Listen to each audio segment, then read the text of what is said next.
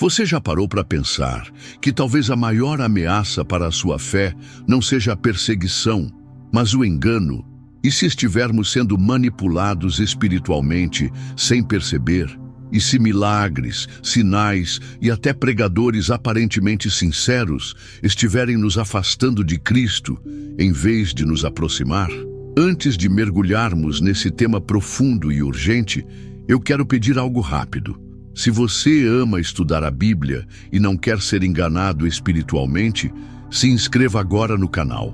Aqui você encontra conteúdos que desvendam as Escrituras com clareza e profundidade. E isso pode ser a diferença entre cair no engano ou permanecer firme na verdade. Agora vamos ao que realmente importa. Jesus, em Mateus 24:24, deixou um alerta que ecoa até hoje. Porque surgirão falsos cristos e falsos profetas, e farão tão grandes sinais e prodígios que, se possível, enganariam até os escolhidos. Essa é uma das declarações mais assustadoras do Novo Testamento. Ele não disse que esses falsos profetas seriam óbvios. Ele não disse que seria fácil identificá-los. Pelo contrário, eles farão sinais e prodígios tão convincentes que até os fiéis poderiam ser enganados. E aqui está o ponto que muita gente esquece. Engano espiritual não acontece no escuro, acontece à luz da religião. Não é o ateísmo que vai enganar os escolhidos. São movimentos que parecem cristãos, mas distorcem a verdade. Paulo reforça isso em 2 Coríntios 11:14. E não é maravilha, porque o próprio Satanás se transfigura em anjo de luz. O perigo não é o diabo vestido de diabo. O perigo é o diabo vestido de anjo. O perigo não é a mentira descarada. O perigo é a mentira disfarçada de verdade. E sabe o que mais me chama a atenção? É que a Bíblia não apenas alerta sobre engano espiritual, mas diz que no fim dos tempos esse engano seria tão intenso que se tornaria global. Apocalipse 13 descreve a besta fazendo grandes sinais, até descer fogo do céu à vista dos homens. Isso não é truque barato, isso é manifestação sobrenatural. E aqui vai a minha opinião. Nós vivemos em uma geração fascinada por experiências. As pessoas buscam milagres, buscam poder, buscam sensações. Mas quando a fé se baseia apenas em experiências, ela se torna frágil. Porque até o engano pode produzir experiências reais. Jesus nunca disse, pelos milagres os conhecereis. Ele disse, pelos seus frutos os conhecereis.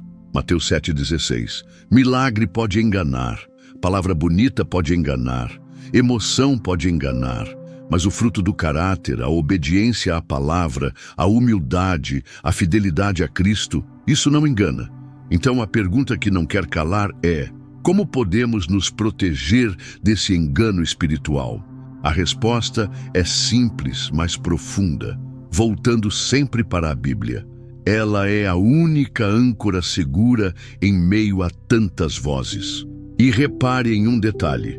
Em Mateus 4, quando Jesus foi tentado pelo diabo no deserto, o inimigo usou a própria Bíblia, mas usou de forma distorcida. Jesus venceu citando a Escritura corretamente no contexto certo. Isso nos mostra que conhecer superficialmente a Bíblia não basta. Precisamos mergulhar nela com profundidade, porque até o engano pode usar versículos isolados. Em 2 Tessalonicenses 2:9 e 10, Paulo descreve o anticristo. A vinda desse ímpio é segundo a eficácia de Satanás, com todo o poder e sinais e prodígios de mentira e com todo o engano da injustiça para os que perecem, porque não receberam o amor da verdade para se salvarem. Perceba, não é falta de conhecimento apenas, é falta de amor pela verdade. Quem não ama a verdade, ama a ilusão. E quem ama a ilusão, acaba se entregando ao engano. E se estivermos vivendo exatamente isso agora? Movimentos religiosos que priorizam espetáculo em vez de santidade, pregações que confortam, mas não confrontam, milagres que impressionam, mas não transformam. O alerta de Jesus não é para o futuro distante, é para hoje, é para mim, é para você. No vídeo anterior nós vimos que o engano espiritual não é apenas uma possibilidade distante, mas uma realidade que Jesus e os apóstolos anunciaram repetidamente. Agora, vamos aprofundar. Quando Jesus falou em Mateus 24:24 que surgiriam falsos cristos e falsos profetas, ele estava descrevendo não apenas indivíduos isolados, mas um espírito de engano coletivo que marcaria os últimos dias. Não seria algo pequeno, mas algo global, poderoso, sedutor. Apocalipse 13 descreve essa cena com detalhes. Diz que a besta faz grandes sinais, de maneira que até fogo faz descer do céu à terra à vista dos homens. Pense bem, isso não é um truque barato, é algo sobrenatural, só que não vem de Deus. E aqui está uma reflexão pessoal. A maioria das pessoas pensa que só será enganada se o falso for muito diferente da verdade. Mas não é assim que o engano funciona. O engano funciona justamente porque se parece muito com a verdade. É quase idêntico, mas distorcido em pontos cruciais. Paulo, em 2 Tessalonicenses 2:9-10, disse: "A vinda desse ímpio é segundo a eficácia de Satanás, com todo o poder, e sinais e prodígios de mentira, e com todo o engano da injustiça para os que perecem, porque não receberam o amor da verdade para se salvarem." Você percebe? O problema não é só falta de conhecimento, é falta de amor pela verdade. Quem não ama a verdade, cedo ou tarde, vai amar a ilusão. E aqui cabe um alerta direto. Estamos em uma era onde mensagens de conforto se espalham com facilidade, enquanto palavras de confronto são rejeitadas. Muitos preferem líderes que digam apenas o que agrada, mesmo que isso custe fidelidade ao Evangelho. Em 2 Timóteo 4:3-4, Paulo já havia alertado: "Porque virá tempo em que não suportarão a sã doutrina, mas tendo comichão nos ouvidos, amontoarão para si doutores conforme as suas próprias concupiscências, e desviarão os ouvidos da verdade, voltando às fábulas." É exatamente o que vemos hoje. Pessoas buscando mensagens que massageiam o ego, em vez de transformarem o coração. Mas a Bíblia não deixa dúvidas.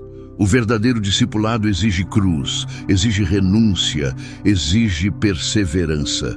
Jesus nunca prometeu um evangelho fácil, ele prometeu um caminho estreito. E isso nos leva a uma pergunta prática: como discernir entre o verdadeiro e o falso?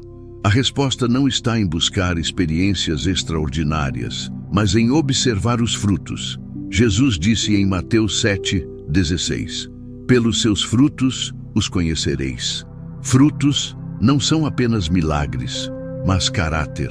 Não são apenas palavras bonitas, mas obediência a Deus. Na minha opinião, um dos maiores perigos de hoje é confundir popularidade com unção, porque muitos seguem pregadores apenas porque são famosos, porque lotam estádios, porque atraem multidões.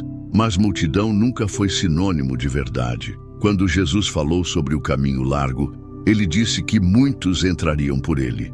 O caminho estreito é que seria seguido por poucos. Então precisamos de discernimento. Discernimento não vem apenas com estudo, mas com oração, com intimidade com Deus, com humildade em reconhecer que sem Ele podemos ser enganados. E sabe o que mais me assusta? É que Jesus não disse se o engano viria. Ele disse quando. Isso significa que não é questão de possibilidade, mas de certeza. E ele reforçou: se possível, enganariam até os escolhidos. Ou seja, o engano será tão convincente que só não cairá nele quem estiver firmado em Cristo e em sua palavra.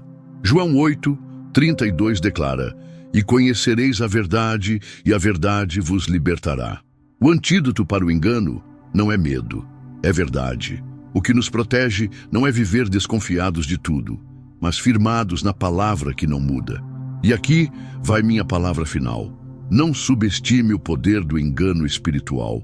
Ele é real, ele é sutil, ele é convincente. Mas também não subestime o poder da verdade. A luz de Cristo sempre prevalece sobre as trevas. Então, se você chegou até aqui, eu quero te fazer um convite. Permaneça firme na palavra de Deus. Ore por discernimento todos os dias. E não se deixe levar apenas por milagres, mas observe os frutos. Se essa mensagem falou ao seu coração, inscreva-se no canal, compartilhe este vídeo e deixe nos comentários. Você acredita que já estamos vivendo esse tempo de engano espiritual? E termino com uma promessa de Jesus em Mateus 24:13. Mas aquele que perseverar até o fim, esse será salvo. Que essa palavra seja um alerta, mas também uma esperança. Porque ainda que o engano seja grande, a verdade é maior.